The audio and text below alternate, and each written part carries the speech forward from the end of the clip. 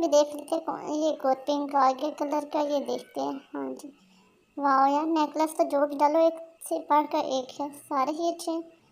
नहीं, ये जो है इसका कलर थोड़ा सा डल है। आई होप जो पहले दो थे उन दोनों में से हम एक सेलेक्ट कर लेते हैं। तो हम यहाँ पे ये वाला सेलेक्ट करेंगे क्योंकि ये ज़्यादा अच्छा जा रहा था इस ड्रेस के साथ और मेकअप के साथ। आगे हमें ग्लासेस चूज़ करनी है, तो यहाँ पे हम देख लेते हैं कौन से ग्लासेस ज़्यादा सूट करेंगे। तो आई होप नो, ये तो बहुत ही ज़्यादा बकवास है। चलिए कुछ और देख लीजिए। नो, चले चले ये वाली सेलेक्ट करते हैं। वाओ, नॉट बैड, ये अच्छी लग रही है। वाओ, ये तो बहुत ही ज़्यादा मज़े की है, ऐसे लगे कैट सा फेस हो गया। कुछ और देखते हैं तब तक।